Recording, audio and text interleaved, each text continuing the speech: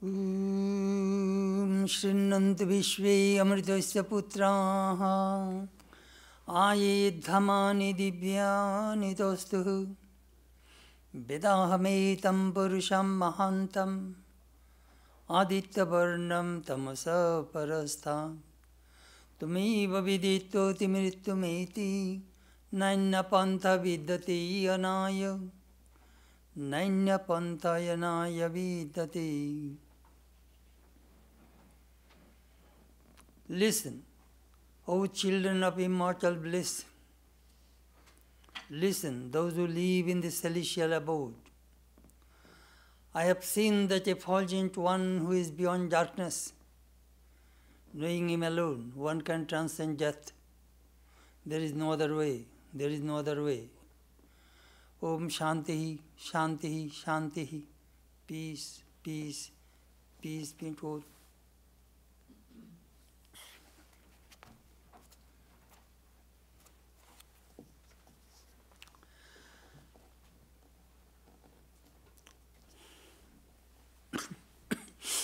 This morning our subject is death according to Vedanta.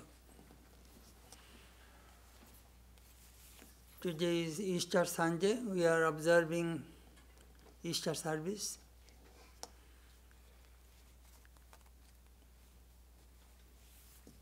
Easter is considered to be the holiest of all holidays in the Christendom. Christ was crucified on Friday, resurrected on Sunday morning. He promised within 3 days, I shall rise again from dead.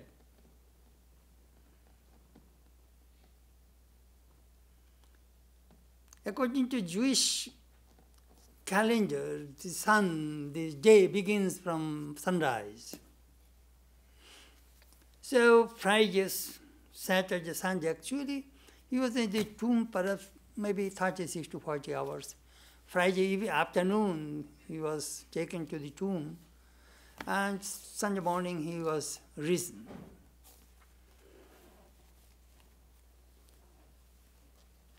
Which is extremely important in Christianity.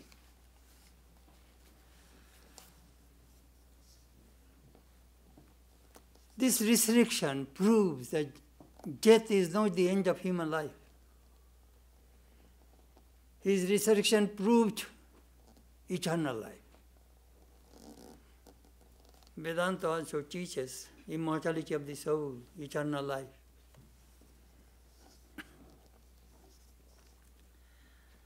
Easter. We know to the millions and millions of people who will go to the churches, they will pray. It is a very auspicious holiday for the Christian people. A Christian writer wrote, this resurrection is God's victory over evil of crucifixion. Without resurrection, Christ would still be a great teacher, but there will be no Christianity, no Christian religion. Jesus asked his disciples, go into all the world to preach the gospel. The early Christians, they conquered the Romans. And when Romans became the Christians, Christianity spread. Without the help of the Romans, there would be no Christian churches. Christ's message, I am the resurrection and the life. He that believeth in me, though he was dead, yet shall believe. And whosoever liveth and believeth in me shall never die.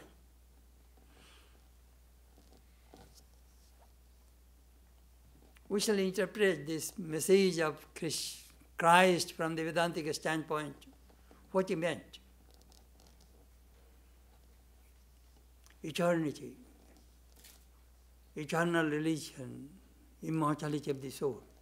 That is the main theme of Vedanta philosophy that we shall talk about. Death according to Vedanta.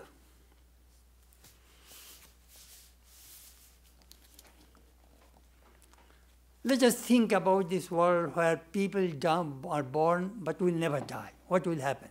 Think about it. People are born and people will not die. Our St. Louis city, all old people, we need thousands of hospitals and thousands of doctors and nurses and dentists and, of course, cosmetic surgeons. People do not die.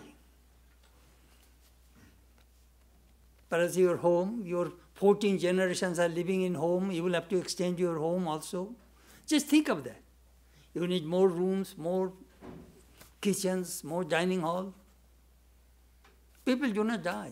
That's the main thing. Sometimes I think about all these things. Think of that. Nobody dies in your family, in my family. What will happen?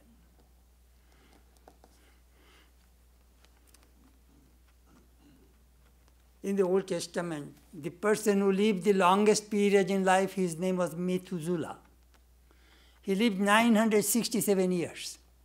I sometimes think about that man, what kind of teeth he had, what kind of skin condition, head, hair. 967 years he lived.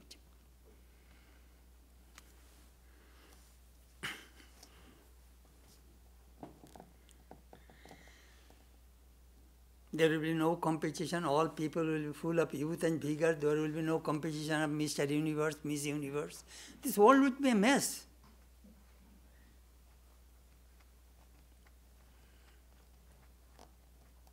I remember, very funny, when our old Swami died, we went to that Lupton mortuary.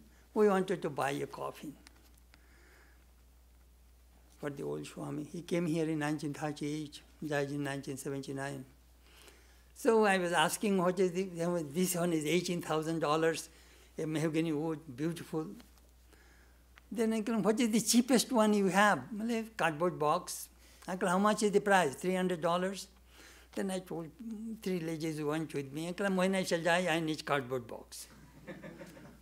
And then we went, we bought a very nice aluminum coffin, very nice, but not 18,000.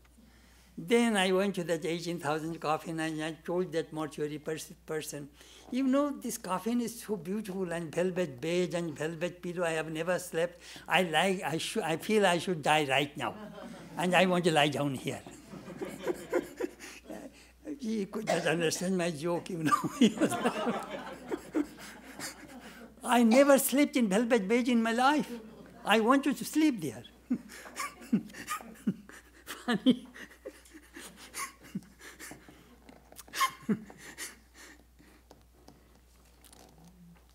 If that thing is true, then Jaska's philosophy, theory of human body will fail. There are 6 changes in human body. Jayate, Osti, Vardhate, Viparinamate, Apakshiyate, Marishyate. This human body is born. It exists. It grows. It changes. It decays. It dies. All human bodies will go through this process. No change, no alternative.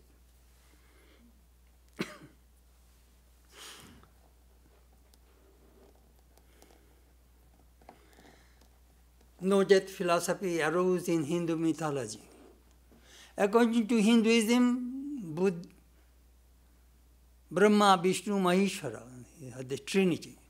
Brahma creates, Vishnu preserves, Shiva destroys. So Brahma created Dadosh Prajapati, 12 Prajapatis, one of them was Daksha. And Daksha wanted that his children should not die, should live forever. Brahma says, my son, it will not work. This earth will be overloaded, overflowing. Please follow the rule. Well, no, I cannot bear the death of my children. I think everybody should live. Nobody should die in my kingdom. Then he stopped worship of Shiva, without Shiva, and then his sacrifice was destroyed. It did not work. Brahma says this law of karma and theory of reincarnation will make the world order balanced. We need balancing.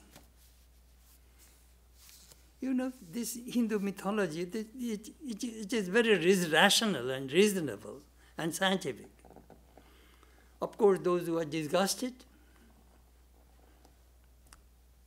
they will not come to this cycle of birth and death that Buddha tried, that Buddha experimented. I shall never allow to build a new house, means body, because I uprooted the cause of the life. I attained Nirvana. That is the whole philosophy of Buddha. The cycle. Those who do not want to die, want immortality, they will have to attain Nirvana. They will attain Brahman. They will attain illumination. They will reach God. The question arises, how to stop death? If you want to stop death, you will have to stop life. Life and death are the obverse and the reverse of the same coin. If you want life, you need death. If you want death, you need life. That is the way it works. How can I stop birth? The cause of the birth is desire. All human beings have desires. If you have no desire, you will never come to this world. It is our desires brought this world again and again. How can I stop my desires? Destroy ignorance. How can I stop ignorance? Have illumination. Very clear Vedanta philosophy in this respect. All these human beings you see, they are rotating in three places. Avidya, kama, karma. Why do you work? Because you have to fulfill your desire. Why do you have desire? Because you have ignorance. All this being, birth after birth, we are rotating in these three places. Avidya, kama, karma.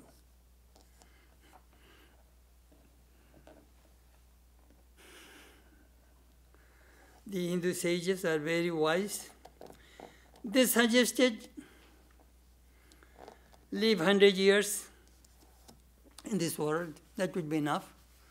25 years student's life, 25 years married life, householder's life, 25 years retired life, 25 years monastic life.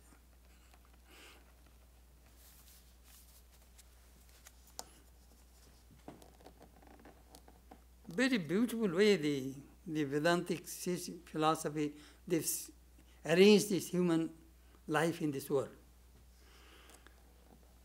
What shall I do?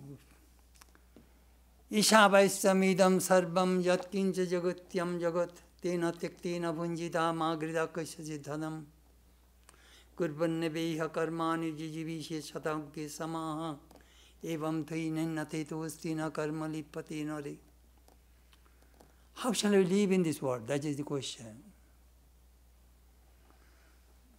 Try to see God in everything, in every being.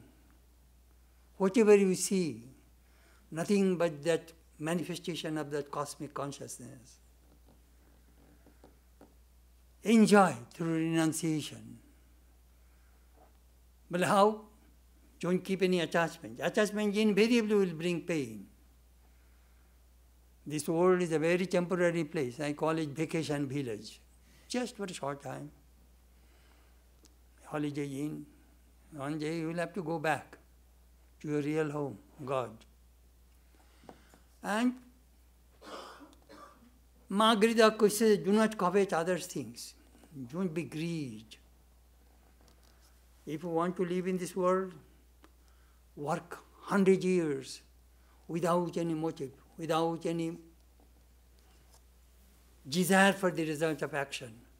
This unselfish action, working for others, will invariably take you to the path of liberation. According to Vedanta, human being has two parts. Apparent man, real man. What is apparent man, real man? We have never heard those things. Huh? Jivatma, Paramatma. The apparent man has three bodies. Gross body, subtle body, causal body. Real man has no body. Real man is the Atman. What is Atman? We shall talk about it. In the Mundaka Upanishad, we find a beautiful analogy about this apparent man and real man. There is a tree. In that tree, there are two birds. One bird sat on the top of the tree, majestically, does not eat anything, with beautiful plumage, calm, serene, tranquil. And the lower bird eats fruits. Sometimes it eats sweet fruits, it's happy. Sometimes bitter fruits, unhappy. When it eats excessive bitter fruits, it becomes disgusted. I shall not enjoy this fruit anymore. He looks up, finds a beautiful bird, his friend is on the top of the tree. He wants to go back. So he hops once or twice, goes to an upper branch, again forgets, again eats fruits, bitter, sour, and bitter and sweet. You see, that is called human life. Happiness, misery, happiness, misery, happiness, misery. We are rotating. Chakravat parivartante sukhani cha dukhani cha. This happiness and misery rotate in a cyclic order due to our karma. So in this way, this lower bird hops and goes up, and at the end, he finds that upper bird and lower bird are the same. I am just the shadow. That bird is the real. So Jivatma is only the shadow. Just like a cup of water, and here the sun reflected. So you see the reflected sun. So you, me, we are all reflected gods. Real God is within you, the Atman.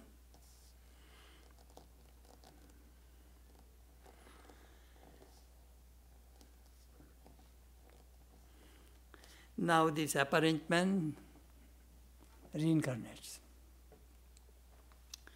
Guru's body, all these bodies you see made out of food. Annamaya kosha. With 5 materials: space, air or gas, or fire or heat, water or liquid, earth or solid. All these human bodies are nothing but 5 elements. I remember once we have seen also, we cremate when somebody dies, we take to mortuary, they cremate, and says come after a week, they give the ashes, the relics, the remains in a container, just few pounds ashes and bones. That's all. This 150, 60 pounds body comes with a 7 or 8 pound ashes. That is humans. That is Guru's body. What is this subtle body? It has 17 limbs, 5 organs of knowledge, 5 organs of action, 5 pranas, mind and intellect. Memory goes into intellect and memory goes to the mind and intellect goes to the intellect. These 17 limbs constitute the subtle body. That is the seed. That subtle body reincarnates. Whole mystery is in that subtle body. But do you know what do the Vedantins do? They roast, fry the subtle body through renunciation, through spiritual disciplines. Here is a peanuts. If it is raw, put in the ground, they will sprout. If the roasted peanut, if you put into the ground, it will never sprout.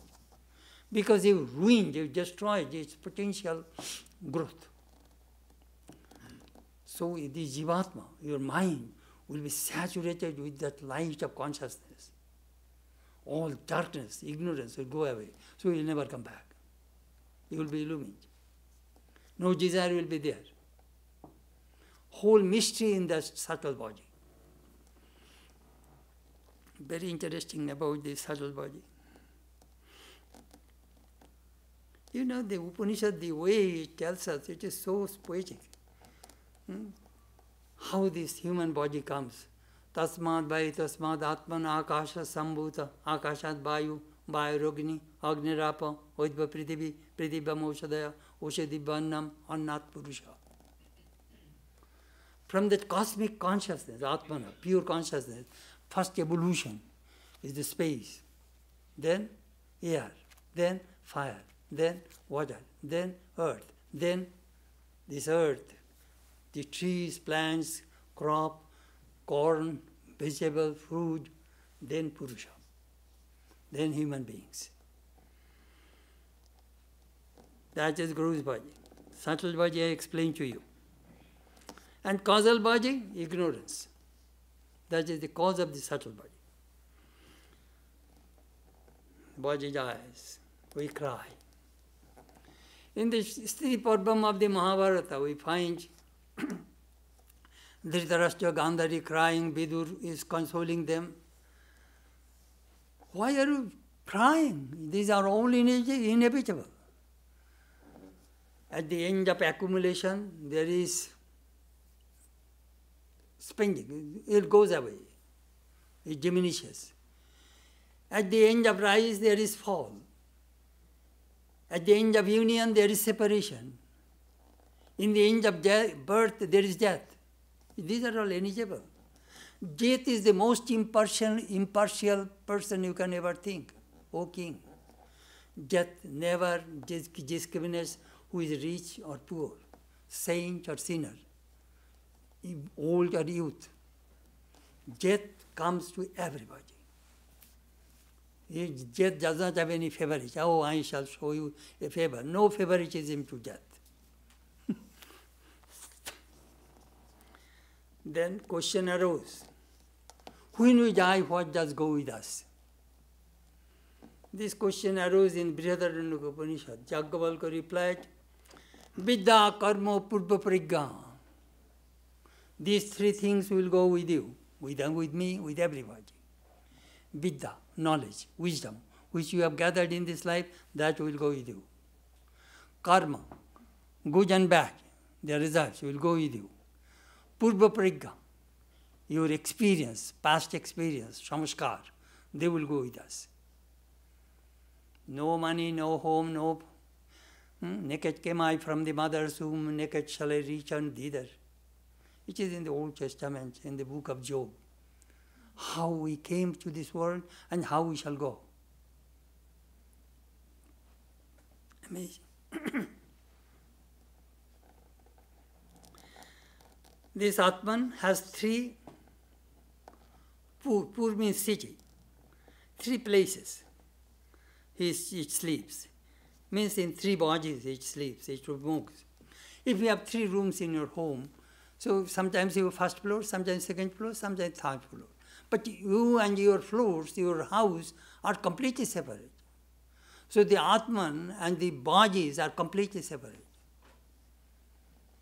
Upanishad gave a very beautiful example. Munjadikam ishikam eva. Here is a blade of grass. If you take a stalk from the top, you separate it. So a knower of Brahman separates the Atman from the body.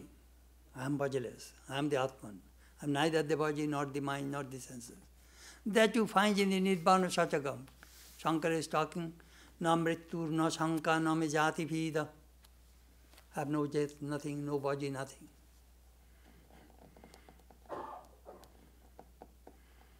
When the body is burnt, you will not be burnt. Death, according to the Gita, in the 2nd chapter of the Gita, Krishna described the indestructibility of the soul. These verses are really rational and beautiful, understandable by the common people. I shall read few verses. When people die, sometimes these 3 verses are very full of consolation. Krishna said to Arjuna, "Ye have been mourning for those who should not be mourned for. Yet you speak words of wisdom. Neither for the living nor the dead do the wise grieve. Never was there a time when I did not exist, nor you, nor these kings of men. Never will there be a time hereafter when any of us shall cease to be. Even as the embodied self passes in this body through the stages of childhood, youth and old age, so does it pass into the another body. Calm souls are not bewildered by this. That by which all this is pervaded, how to be imperishable. None can cause the destruction of that which is immutable. Only the bodies of which is this eternal, imperishable, incomprehensible self is the indweller, are said to have an end. Then that's a verse, Nainam chindanti shastrani nandahati papaka na chainam kledan tapo na shosho iti maruta. The fire cannot burn it, water cannot wet it, water cannot dry it, air cannot dry it. This Atman is never born, nor does it die, ever die, nor having been born. It began, cease to be, unborn, eternal, permanent, primeval. It is not slain when the body is slain. And this verse is very beautiful. Even as a person casts off worn out clothes and puts on others that are new, so the embodied self casts off worn out bodies and enters into others that are new. Then, jata si dhruvo mritu dhruvam janmamitasya cha tasmata paryarjarti tasmat kapuridevuna.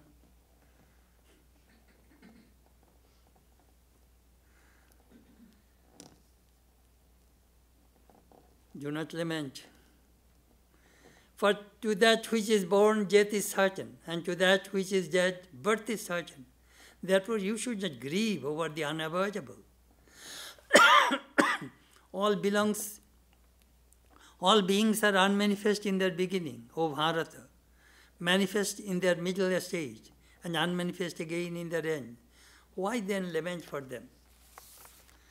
Those are the beautiful teachings of the Bhagavad Gita about the Atman, soul,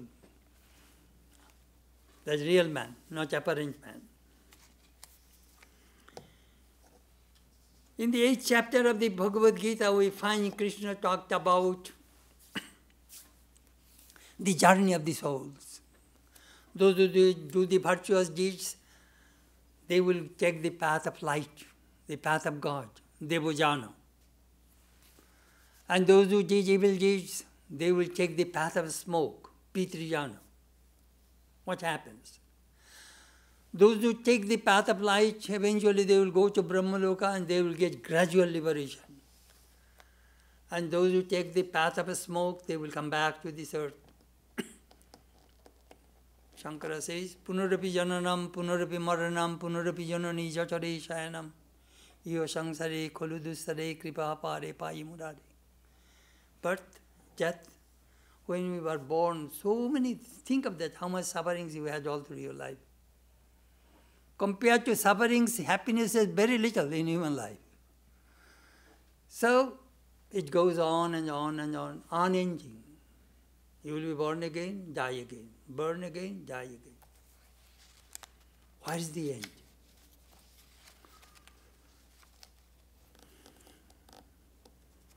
Krishna mentioned, Abrahma bhuvana loka punaravartino arjuna, from the Brahma. Everybody will be recycled. I remember, when I was in Hollywood, I used to play badminton with one actor, Byron Webster. He used to play badminton with me. So one day he came, Uncle Byron, I cannot play today. Uncle, why, Swami? Well, I'll have to prepare a lecture on reincarnation in Hollywood. Early 70s. So Byron says, Swami, you will not have to need any preparation. Uncle, why? Just see my car. I have a Toyota car. It ran through Freeway 101, then it became old, smashed, went back to Japan, recycled, again came as Toyota, ran Freeway 101, smashed back and went to Japan.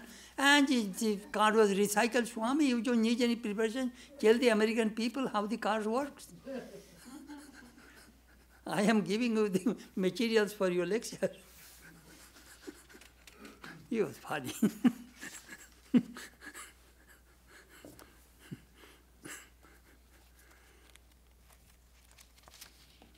Do you know what is the secret? Secret is the last thought during death. That last thought, like a rocket, will take you to the next life. Whatever you want to be, that will come vividly. So the Jivatma will shoot you, and then you will. For that reason, the Hindus, during the time of death, they try to chant God's name, pray, try to remind that person about God.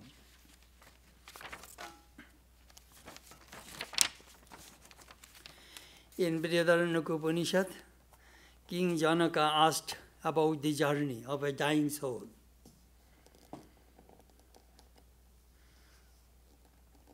We do not know. It is really a mystery. But it is very scientific. You do not see the other planets, but if you go to the observatory at night, through the big telescope, you can see different, other planets, Jupiter and other planets you can see. But with open eyes you cannot see. There is something you can use microscope and see the blood cells and all those things. It is the scientific. Similarly, about this reincarnation, the mystery of life and death, you will have to depend on the scriptures. These sages, illumined souls, they saw those things and that they recorded. That is the reason we say Ajñātam Gyāpakam Shastram. The scripture makes the unknown known.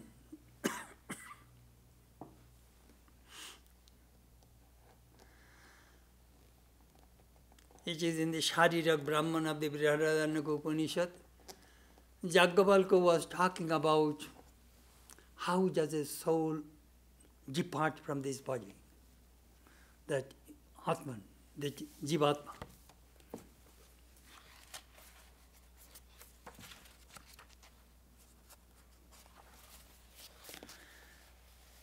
When that cell becomes weak and unconscious, as it were, the organs gather around it, having only seized these particles of light.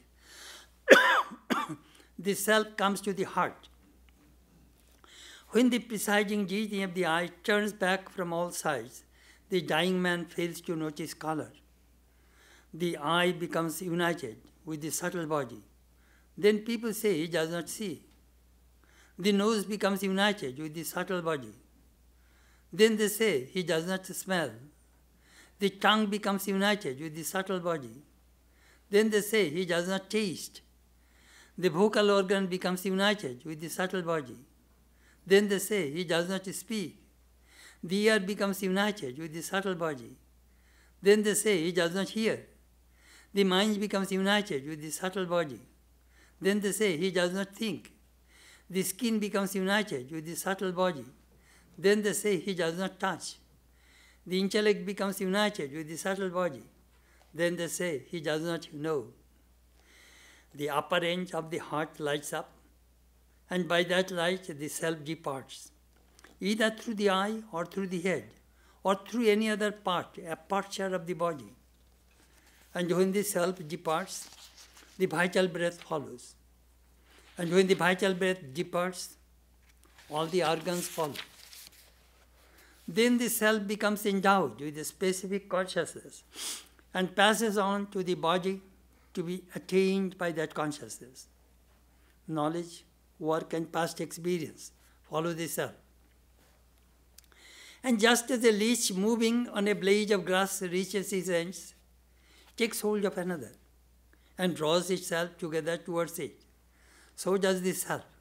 And throwing up this body, that is to say, after making it unconscious, take hold of another support and draw itself together towards it. And just as a goldsmith takes a small quantity of gold and fashions out of it another, a newer and better form, so does the self. Or after throwing off this body, and that is to say, after making it unconscious, fashion another, newer and better form suited to the manis, or the Gandharvas, or the gods, or Hiranyagarbha or other beings. Beautiful. Evolutionary process. We are want to be better and better and better.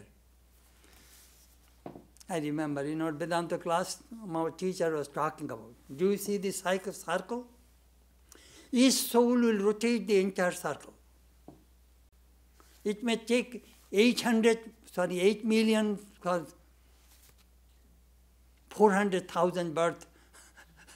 A person becomes a human being anyhow. So he was talking about this life, this much, this much, this much, this much. In this way, how many births are necessary to complete the circle? That means you have gone all through experiences. Later on, you will give up. I do not want to travel anymore. When all of your desires will go away, you will never come back to this world. So Jaggavalkha was talking about this, how this individual soul departs from this body. Where does it go? Well, it goes to those who have desire, they go to the abode of the moon. From moon they come to the Purjan, cloud. From cloud, rain. From rain, on the earth, the food. From food, from male body. From male body, it goes to the female body. That is the way Jivatma comes back to this world.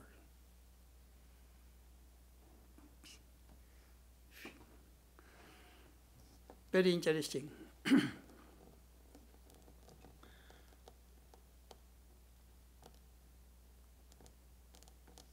Yada sarve pramuchante kamaye saridi srita atha martu amrita bhavati atra brahma samushnite. When all desires are cleared from the heart, then this mortal becomes immortal and emerges into Brahman in this very birth. You will not have to wait and go any other place. You will be one with Brahman, one with God.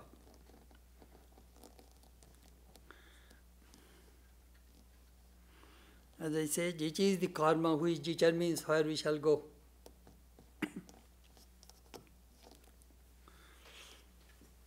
Last Wednesday,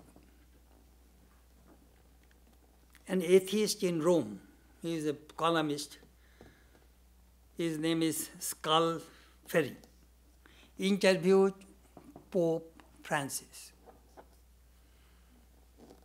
He asked this question, where do the wicked souls go? Sinners, bad people, where do they go?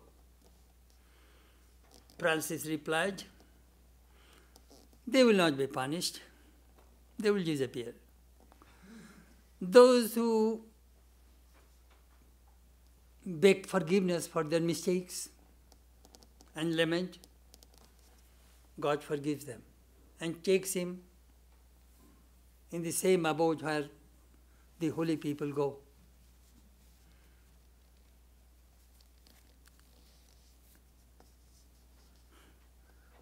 And those who do not repent, do not beg forgiveness from God, they simply vanish, depart. There is no hell. Now that created a big commotion in Rome. Hell, there is no hell. Then where will the bad people go? You see, heaven and hell is very important in Christian religion.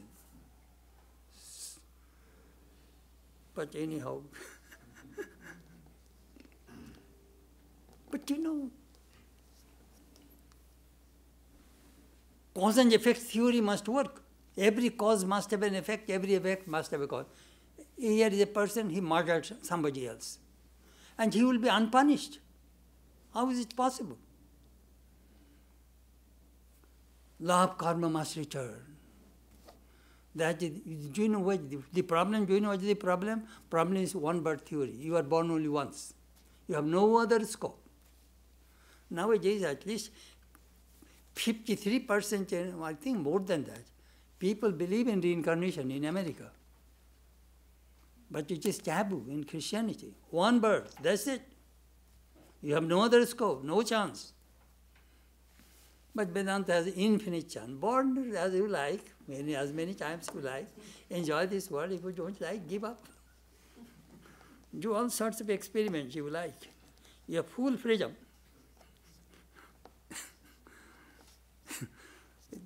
That interview says in 2013, Pope Francis raised another issue. Somebody asked if gay people, if they want God, they will get him. Who am I to oppose them? Pope Francis said. He mentioned this kind of things are in the church's main issues. Gay people, the abortion, this, he was talking about those things.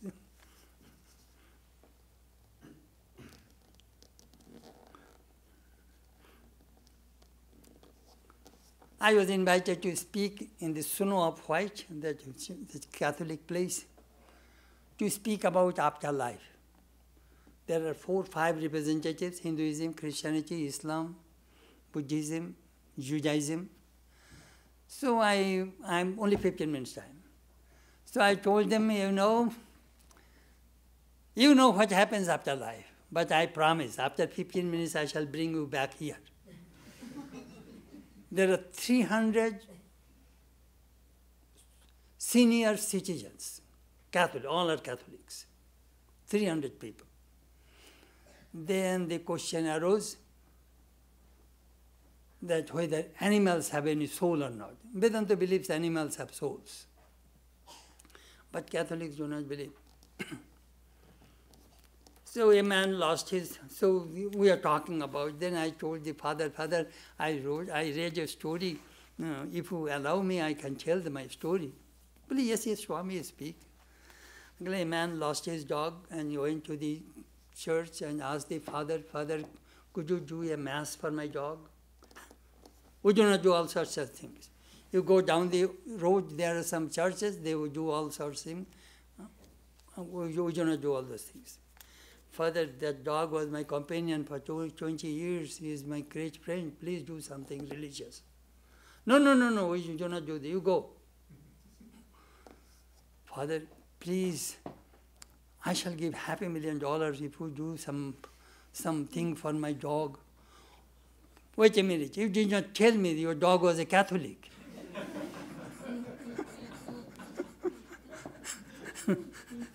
It's just funny. Don't think I am criticizing. I read it as a Catholic book. I read it, so I told it. That's not my story. It's the Catholic story. I just repeat it.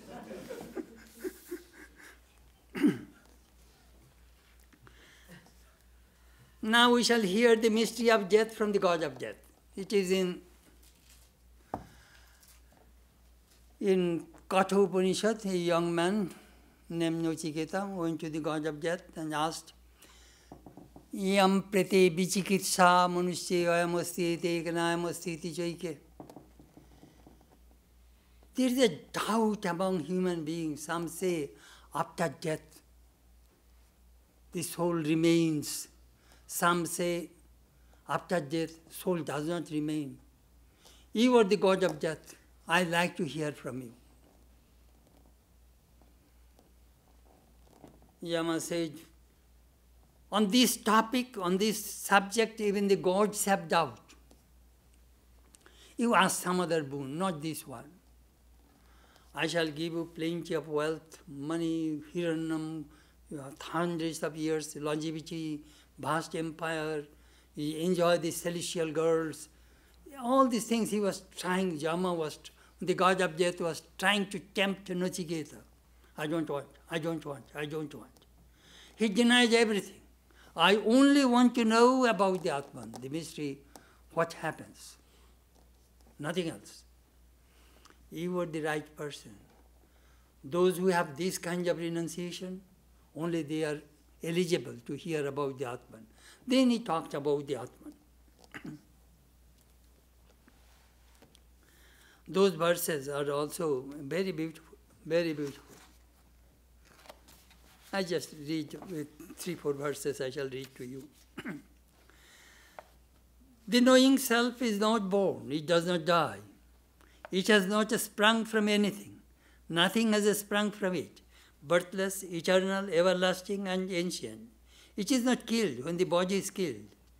If the killer thinks he kills, and if the killed man thinks he is killed, neither of these apprehends aright. The self kills not, nor is it killed.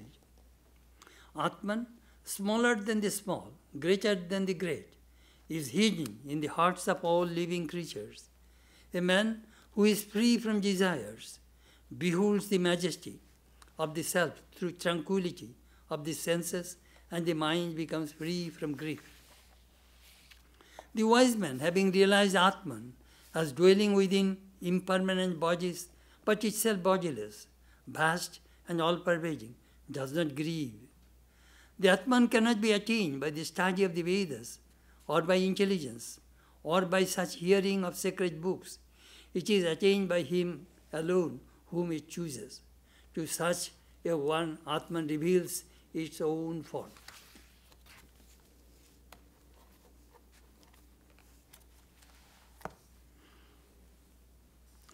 Vedanta teaches how to prepare death. When you go for vacation or you go for pilgrimage, you start packing, buy things, carrying, so many things are necessary for your travel. So when we want to die, we need some preparation. We are nobody. That in the Banaparvam of the Mahabharata, that Jaksha asked Yudhishthira, what is the wonder? Yudhishthira replied, Ahani ahani bhutani gachanti yama mandiram shesha sthiram ichhanti kimasyarjamadaparam. Every day people die around us, but we never think that we shall ever die. This is the wonder. So, preparation for death.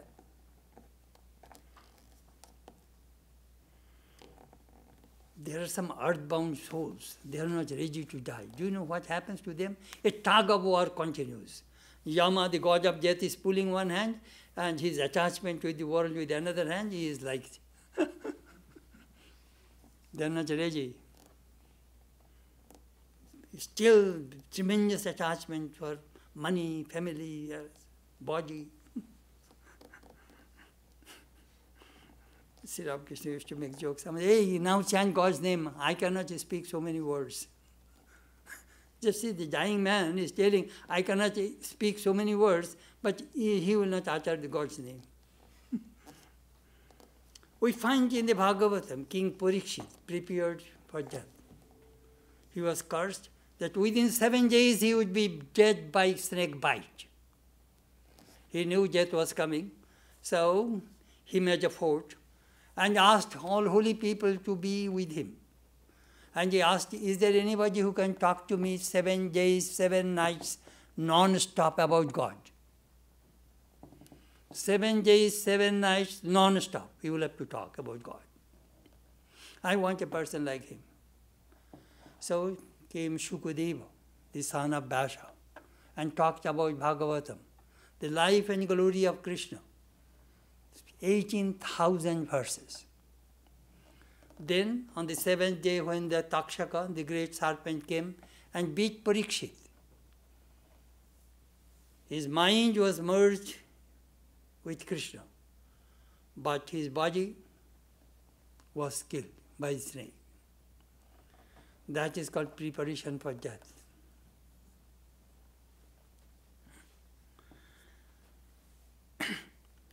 In the Isha Upanishad, we find 4 mantras. Last 4 mantras of the Isha Upanishad. I shall read to you.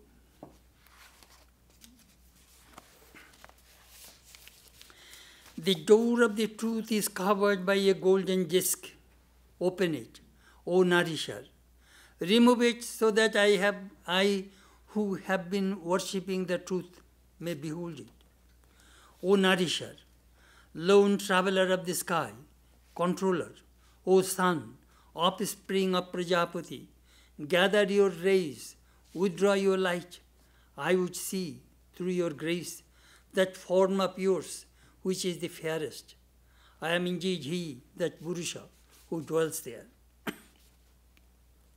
Now may my breath return to the all-pervading immortal prana. May this body be burned to ashes. Oh, O mind, remember that I have done. O fire, lead us by the good path for the enjoyment of the fruit of our action. You know, O God, all our deeds. Destroy our sin of deceit. We offer by words our salutations to you. These are beautiful verses in the Upanishads.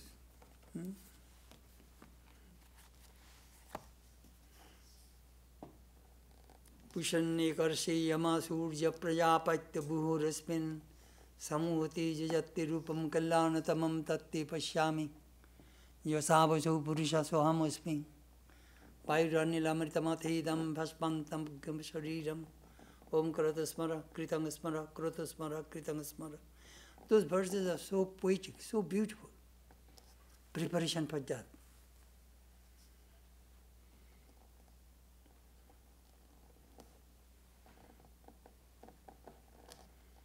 I was reading Rabindranath Tagore when he was dying. He was a surgery, failed. He was in coma state.